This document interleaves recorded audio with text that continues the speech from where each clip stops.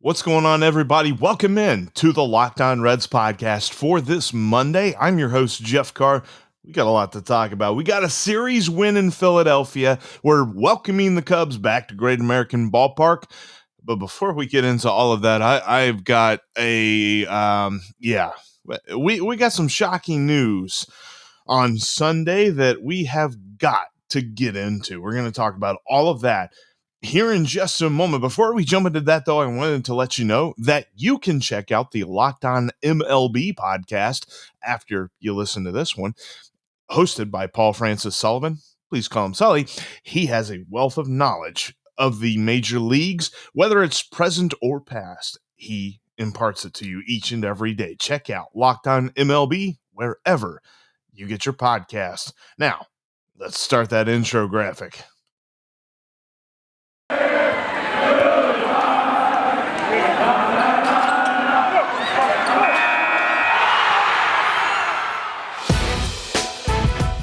It's the Locked On Podcast Network, your team every day. You are Locked On Reds, your daily Cincinnati Reds podcast, part of the Locked On Podcast Network, your team every day. That was a great team series for the Cincinnati Reds in Philadelphia. Great to see them win ultimately 3 out of 4 after dropping the first 3 games of this road trip, and they were at least able to salvage that.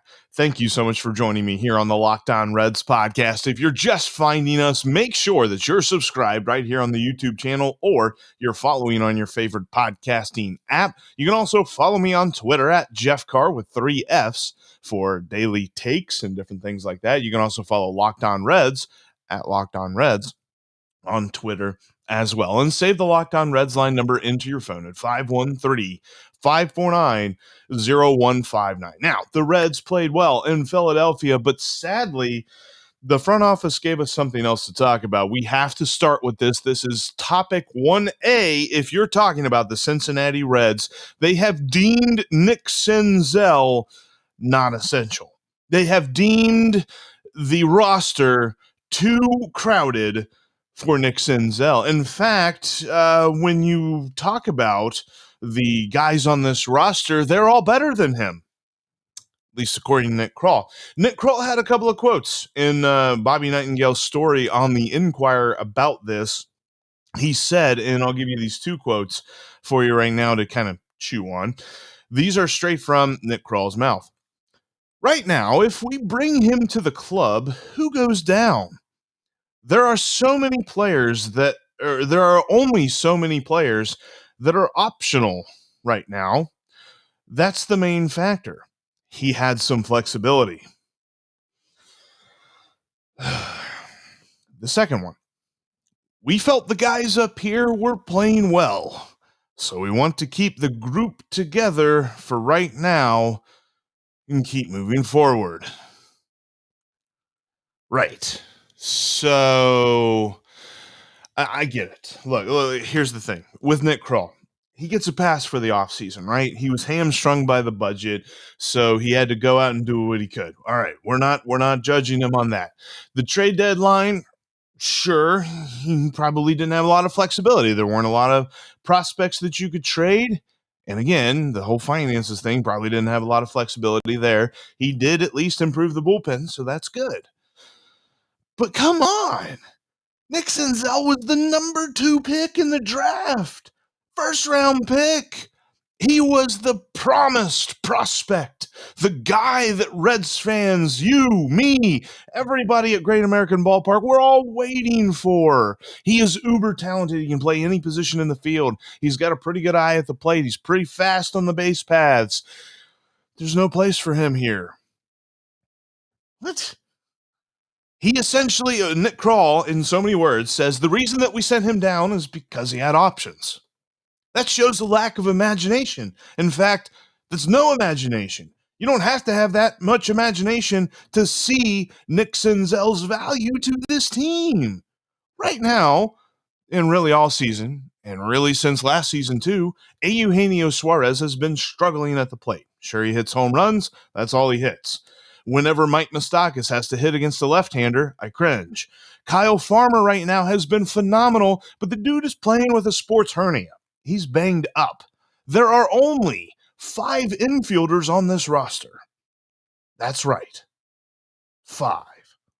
You couldn't bring him up to help? And then in the outfield, let's talk about that for a minute. You've got 3 guys playing center field right now. You've got Tyler Naquin, Shogo Akiyama, and Aristides Aquino. Let's be frank. They've all been okay, but they haven't been great. I've tried to advocate so much for Shogo Akiyama, but the playing time that he does get, he doesn't show a lot. Now, he did have a really awesome 2-run double on Sunday, and he had 2 hits. That was good to see. But it just feels like Nick Senzel is the best center fielder on the Reds roster, in the Reds organization-wide, minor leagues, major leagues, all that stuff. He's the best center fielder that they've got. But they'd rather go with the 3 that they have now. And he even, later on in the article, he references Tyler Naquin and how good he's been in center field. Tyler Naquin hasn't been good since May. He was really good in April and May, and that's about it. Every so often he hits a home run to remind you that he's still pretty decent, but for the most part, he's a liability. Can't hit left-handed pitchers. And in the outfield, all of the stats show, you can look up all the different stats and stuff on his defense. They're not really that great. You would think he would because he's a very athletic player, but they're not really that good. Nick Senzel had good numbers in the outfield, in center field. I don't agree with Nick Krall's comment there that Tyler Naquin's been good. And more importantly, the biggest point to all of this, the Reds have 9 relievers on the roster. 26-man roster, the Reds have allocated 14 spots to pitchers. I just mentioned how stretched the position players are, and not to mention Jesse Winker might be going on the DL, so this could be something where Nick Senzel gets called up anyway, but Jesse Winker is hurt now, so you absolutely need him. In fact, it would have been nice to have him yesterday. He could have spelled Moose against the lefty with the bases loaded when Moose struck out looking. He could have come in for Jesse whenever he left the game with an injury. Could have came in for Castellanos whenever he got thrown out. I mean, you talk about the quickest backfire I've ever seen. The Reds saying that they don't need Nick Senzel, and they had at least 3 situations on Sunday where Nick Senzel was needed. I don't get it. But back to the 9 relievers thing. There are 9 relievers on the roster. So you're telling me, I'll give you 2 blind resumes real quick. You're telling me that this guy who has made 13 appearances in the second half of the season since the All-Star break, 13 appearances, he's pitched 11 2/3 innings, he's given up 9 earned runs on 8 hits and 2 homers, 15 strikeouts or nines, 7 walks in 11 2/3 innings. That guy is better on the roster than Nick Senzel, which, by the way, is Heath Hembry.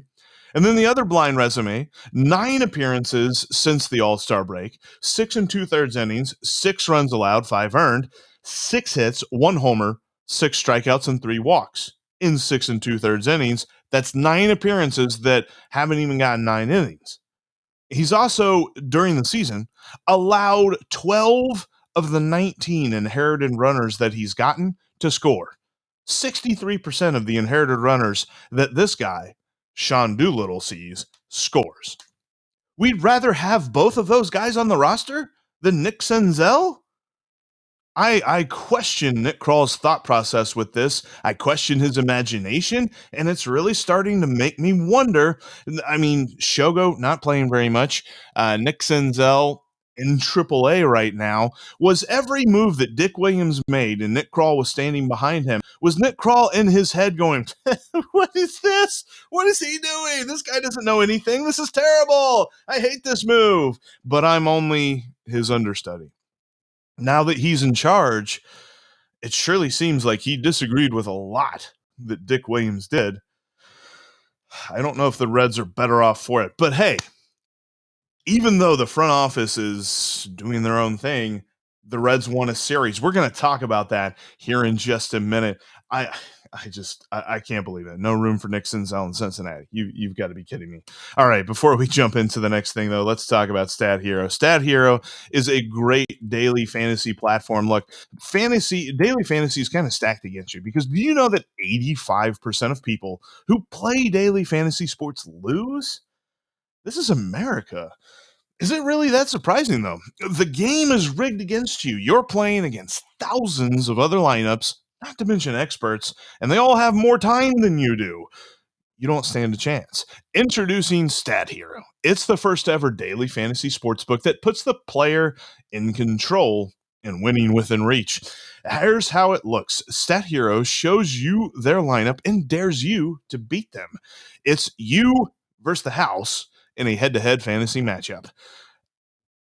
You name your stakes. Winner take all, you have the advantage. Stat Hero is showing you their lineup ahead of time so that you can pick based on who they have and based on who you think's going to do good. Nobody else does that. Play Stat Hero now and change the odds. Go to stathero.com/locked on. You see it right down there. Sign up for free. And right now, you can get 3 times back on your first play. What? Yeah, that's 300% that they're giving you. That's unheard of. Go to stathero.com/locked on right now and sign up. That's stathero.com/locked on. All right. So the Reds, after a poor showing in the one game in Cleveland and then a bad start to the Atlanta series, really needed to bounce back. And they did. They were able to win 2 out of 3 in Philadelphia and win that finale in Atlanta, finishing off the road trip fine and good and still in a good position for the playoffs. San Diego did win on Sunday, so they're still 2.5 games back out of the wild card. The Brewers won as well, so they're 8 games back from the division. But according to baseballreference.com right now, if you put a lot of stock in this, I'm just telling you this. I don't put a ton of stock in it myself, but it's worth noting. Baseballreference.com gives them a 35% chance to make the postseason. Less than a 1% chance to win the World Series, but whatever. So you're saying there's a chance. They at least do very well in Philadelphia. It was good to see great starting pitching for the first 2 games. So you saw a phenomenal performance. That Friday game cannot be overstated. They faced Zach Wheeler, and not only did Tyler Mahle outpitch him, but the lineup out hit him. That was phenomenal to see. And that one home run that Joey Votto hit caused him to get booed every at bat after that in Philadelphia. Never mind that was the only hit that he had in the series. Whatever. I'm not bitter. But that was a phenomenal game by this Reds team. Tyler Mahle pitched so fantastic. 2 starts in a row now of 7 innings and just absolutely phenomenal pitching by him. Luis Castillo, he pitched fantastic. He bounced back in a big way after that terrible start in Cleveland. The only problem was he ran into a buzzsaw known as Matt Moore. And by buzzsaw, I mean, didn't see that one coming quite at all. And I don't think that's even the right definition for a buzzsaw. But absolutely everybody looked at this, including, I remember whenever Dan Wilson was talking about this series with us, he's talking about that Matt Moore has pitched terrible recently and probably shouldn't get any more starts. And lo and behold, he did. And lo and behold, he pitched like no-hit innings whenever he was in. That was insane. But the Reds didn't quite get Saturday, but they were able to get that Sunday game. And really, Sonny Gray was kind of disappointing. He ran into a lot of trouble there in the 5th inning. And credit Freddie Benavides, because at the time, I thought it was gutsy, and I thought it probably was going to tip the favor to the Phillies by taking Sonny Gray out so early. It didn't. It really helped the Reds, and the bullpen shut things down. Great performances from Michael Lorenzen, Lucas Sims, and Michael Givens. Michael Givens looking really fantastic. Pitched beautifully for the last 4 outs of the game. I love that acquisition right now for the Reds. And just a great series overall. From the lineup perspective, you really can't point to any one guy for the entire series because each game had different heroes. You had a number of home runs in the Friday game, which was surprising against Zach Wheeler. And then Jonathan India on Sunday, 3 for 5 with a leadoff home run again, his fourth time this year doing that. Rookie of the year, much? I think so. He had a shot too at a 4-hit game, his first career 4-hit game had it happened, but the wind was blowing in so fantastically in the outfield. He crushed a ball that ended up being a warning track flyout that looked like a clear home run any other day of the week. Would have been his fourth hit and multi-homer game for him as well. But he was just on fire on Sunday. Never mind the fact that he was held over on Friday and Saturday. So just overall great team effort in the series win, because you also look at the fact, I mean, if you're one of those people that gets all bent out of shape about home runs and stuff like that, they actually did it with a lot of singles, a lot of timely hitting, a lot of moving guys over, good base running. I love seeing that. Great series for the Redlegs, and they come home now to face the Cubbies. I was happy to see the bounce back, because with the way that Cleveland was just so deflating, I mean, watching that game, it almost felt like that's the thing about watching every single pitch and being honed in on every single pitch during the season, is that each and every game's importance gets really blown up. And in some cases, it's not that big a deal, because even though they got destroyed in Cleveland, that was only one loss. You don't get more than one loss when you get beat by a million. You still only get one loss.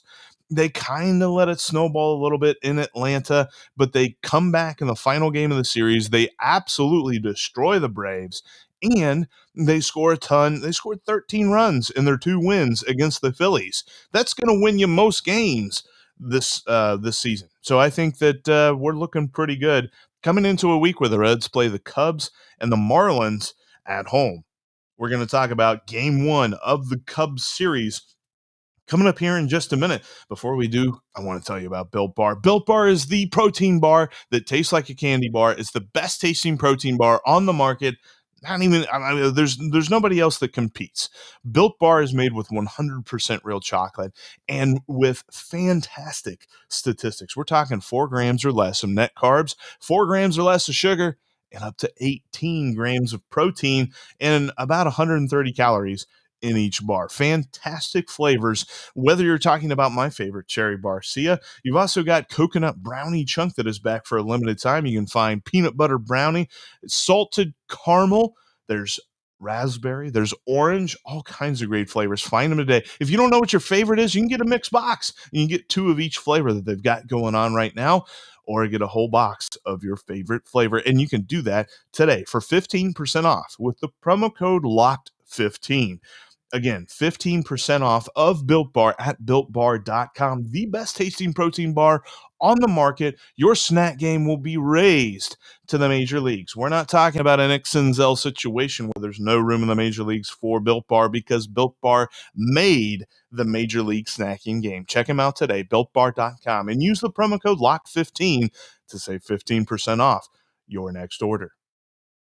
Also, start making some money off of your sports knowledge today at betonline.ag. You can set up your profile with the promo code Locked On to get 50% added onto your initial deposit. That means if you put in 50, they'll give you 25. If you put in 100, they'll give you 50. Again, just for typing in Locked On. BetOnline.ag has great lines when you're talking about Major League Baseball. Each and every day they've got money lines, they've got run lines, over-unders. You can take prop bets if you think somebody's going to hit a home run. If you think Gino's going to break out of a slump, have a multi-hit game, you're probably going to get some really good odds on that, by the way. Check him out today at betonline.ag. Don't have a tip for you right now, but from time to time, I will come to you with a tip or two to help you make a couple bucks more. Again, that's betonline.ag and set up your profile with the promo code Locked On. All right, we're going to close out today's episode by talking about the Cubs. And we're talking about Monday's probable starter, Justin Steele. You've probably heard the name before. He's been around a little bit, but he hasn't pitched very much this year. In fact, he's only pitched 1 start. His last outing was a 5-inning start against the Brewers. in which he gave up 3 earned runs, did give up a couple of homers there, solo shots, but he overall kind of limited the damage as much as possible. Only had 1 strikeout and 1 walk in those starts, but in his limited time playing, you're going to see he's going to come up with a 2.86 ERA, and so you're going to think, oh boy, here we go. But I'll say this, he has a really high spin on his fastball, really high spin rate on his fastball. That causes it to be a very good pitch. Hitters are only hitting 200 against it, and he throws it almost half the time. It's his main pitch. Averages around 94 miles an hour, but super high on the spin rate. And again, he's a lefty. So we are going to have the Reds against lefty lineup here again. And hey, Nick Senzel would have been real nice in this situation, but whatever. I'm not bitter about that. Maybe a little bit. But Justin Steele going for the Cubs. This is a Cubs team that's going to look obviously very different from the last time that the Reds faced them because they gutted everything. There's no more Rizzo. There's no more Baez. There's no more Chris Bryant. There's no more Craig Kimbrell. Lots of different names. You look at a guy who's really kind of come on for them in these scenarios. Rafael Ortega is a name that we'll see a lot. Rafael Ortega has hit pretty well since the trade deadline for the Cubs and will be a main guy in this. Of course, you still got Wilson Contreras, who's going to be manning behind the plate, and you're going to have some different names in there in the pitching staff, but they have just come on a really bad run as of late. I think at the end of this season, it's going to be a battle between them and the Pirates for the last spot in the NL Central. I really do. I mean, the Cubs have been horrible recently. So there is no excuse for the Reds in this series. There's no excuse for the Reds this week. They're facing the Cubs and the Marlins. They got to make hay. I'm looking for 1, maybe 2 losses this week. That's what the expectation should be, and especially with the fact that they are trying to catch the Padres and they're trying to catch the Brewers, and they only play the Brewers 3 more times this year. They didn't play the Padres at all. So I look at this week and I say, you got to win. And they're starting tonight with Wade Miley. Wade Miley, in his last outing, just did not limit hard contact. The Braves scolded pitches that he was throwing up there. There was a lot of hard hit balls against him.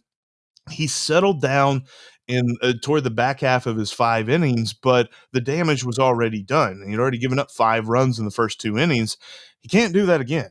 We can't put the lineup behind the 8 ball against the lefty of, who knows what's going to happen. I'm done saying that the Reds should do this against a left-handed pitcher with the way that Matt Moore pitched on Saturday. I'm just going to tell you, hey, look, the Reds are facing a left-handed pitcher.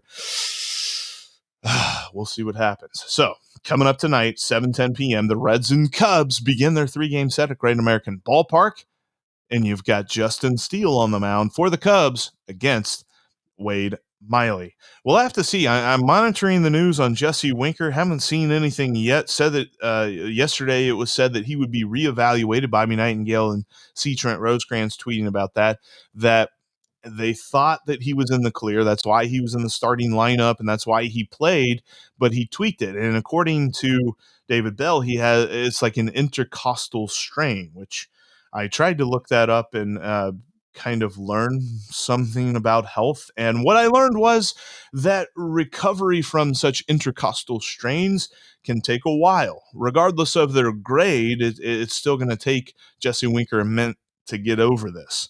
I wonder if an IL stint is incoming. I'm not really sure, but all I know is we need Jesse Winker for the run for this Reds team to really make a run at the playoffs. And if they make the playoffs without Jesse Winker, they look a lot less threatening than with him in the lineup, because I saw the stat yesterday that Reds Media Relations had tweeted out. They're 24-14 whenever you've got India, Winker, Castellanos, Votto batting 1 through 4. That's pretty good. Love to see more of that. Hopefully, Jesse will be on the mend soon. Hopefully, it's nothing. Hopefully, he can play today. We'll find out here soon. We'll be monitoring that at Jeff Carr on Twitter with 3 Fs, or you can follow at Locked On Reds. But make sure that you are subscribed right here to the YouTube channel and that you follow the podcast. I wanted to let you know here in a couple of days, on Wednesday, Joe Luckup, Reds statistician extraordinaire, will be joining the show. We'll be talking about Luis Castillo. We'll be talking about Joey Votto, and we'll be looking ahead to see kind of what it means for the Reds to come back against the Brewers, but we'll also look at the wild card as well. That's coming up Wednesday right here on the Locked On Reds podcast. Make sure you're subscribed and following, and I'll talk to each and every one of you tomorrow.